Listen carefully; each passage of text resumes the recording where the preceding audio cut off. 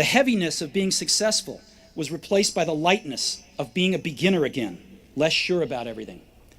It freed me to enter one of the most creative periods of my life. Few figures in modern history have left a mark that stretches beyond products, markets, and even culture. Steve Jobs is one of those rare leaders. Not just a CEO, not merely an innovator, he was a visionary whose leadership reshaped technology, design, and business itself. But here's what's hidden behind his success. Most leaders study his products, but miss the invisible decision framework that made them inevitable. In this video, we will explore Steve Jobs' leadership lessons, not as a checklist of traits, but as a journey into the mind of a man whose vision transformed the world. Along the way, we'll uncover the subtle dynamics that made him both revered and feared, and reveal lessons that apply to anyone seeking to lead or innovate. The obsession with vision. From Apple's earliest days, Jobs displayed a clarity of vision rare in any leader. But it was not just imagining products, it was imagining the future itself. He saw what the world could become, not just what it was. The Macintosh, iPhone, and iPad were not responses to existing demand. They were creations of demand, born from a vision before the market even existed. Jobs trusted intuition above data, believing deeply in sensing what would resonate even before customers knew they wanted it. And yet, this vision often created friction. To colleagues, ordinary efforts seemed insufficient. Jobs' first lesson, visionary leadership demands the courage to hold an uncompromising vision, even when others cannot see it. But vision alone is dangerous. Without connection, it becomes arrogance.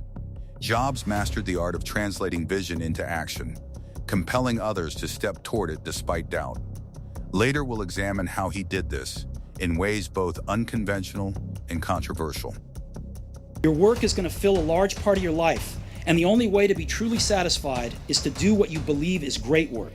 And the only way to do great work is to love what you do. The discipline of focus. Focus was Jobs' second defining principle. He believed in saying no to thousands of opportunities to create space for the few that mattered. Product lines were trimmed. Designs were simplified. Incremental improvements were rejected if they distracted from the core mission. Focus is not only a strategy, it is a philosophy. It shows that influence is not measured by quantity, but by depth. Yet focus demands exclusion. To pursue one path fully is to deny countless others, creating friction. Jobs embraced this tension, using it to sharpen priorities and compel excellence. Later, we'll see how this tension between inclusion and exclusion shaped Apple's culture and Jobs' leadership style, revealing lessons beyond business strategy. Design and experience as leadership. For Jobs, design was never decoration, it was leadership. Technology should serve humanity, and the interface between human and machine must be intuitive, elegant, and seamless. Simplicity was not aesthetic, it was functional clarity, a conduit for experience. This obsession with design often created pressure, tension, and even fear among employees.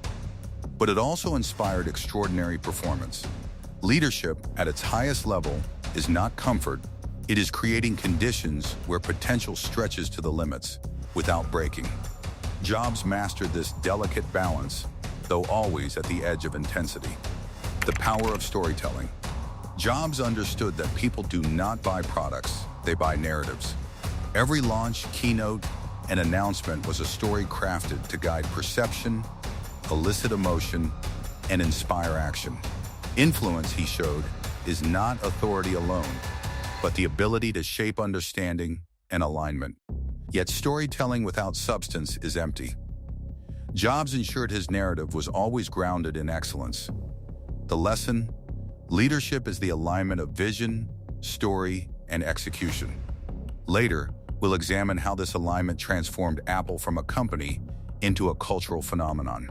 Carnal expectations, all pride, all fear of embarrassment or failure, these things just fall away in the face of death, leaving only what is truly important. Remembering that you are going to die is the best way I know to avoid the trap of thinking you have something to lose. You are already naked. Perfectionism as a leadership tool.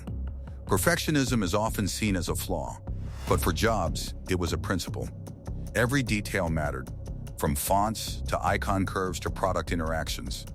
These were not trivialities, they were expressions of his vision. Jobs once delayed a product launch because the font on a single button wasn't perfect. Not the product, not the feature, a single button. That obsession with microscopic details turned good products into iconic experiences.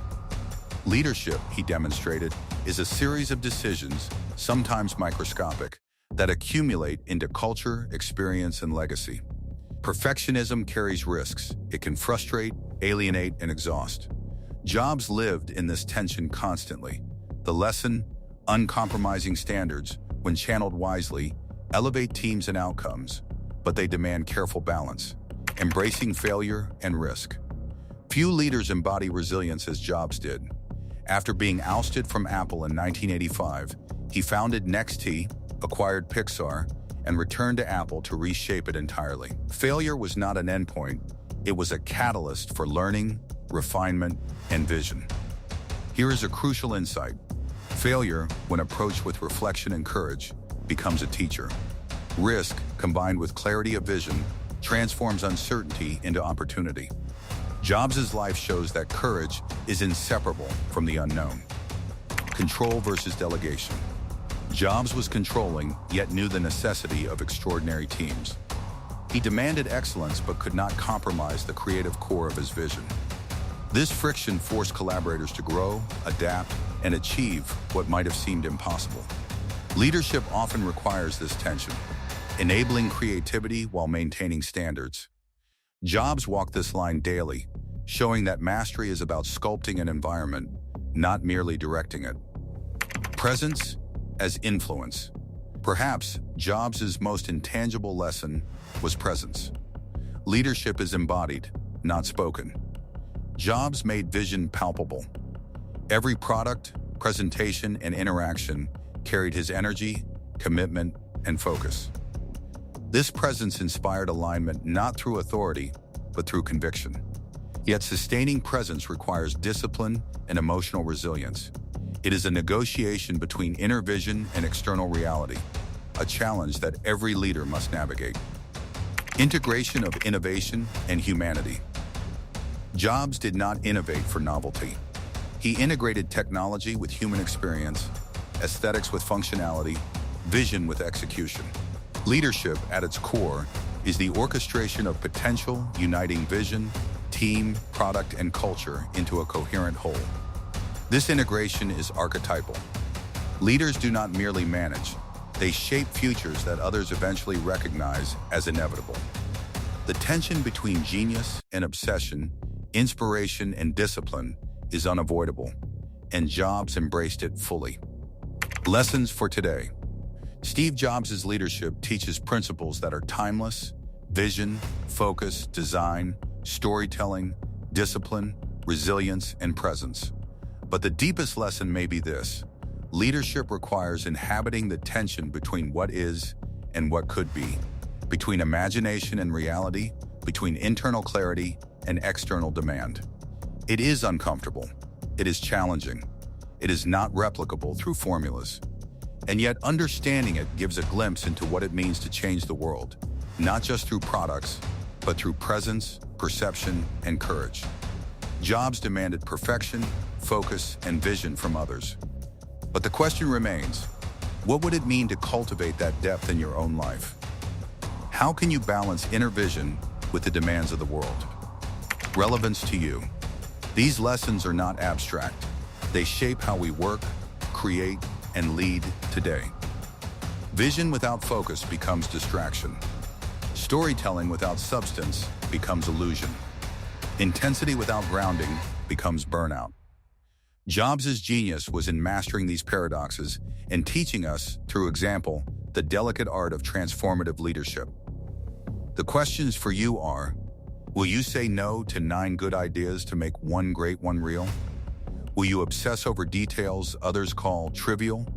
Will you lead with vision others call unrealistic? The world doesn't need more managers. It needs creators of futures. If Steve Jobs changed how you think about leadership today, hit the comments. Which principle will you test first? Steve Jobs reminds us that leadership is not a title or a role. It is the ongoing negotiation between potential and reality, imagination and execution, the internal and the external. True influence comes not from power alone, but from presence, vision, and the courage to transform abstract ideas into tangible impact. If this video gave you insight into Steve Jobs' leadership, share your thoughts in the comments. Which lesson resonates most with you? How could his approach to vision, obsession, and presence change the way you lead or create? And don't forget to subscribe to the channel.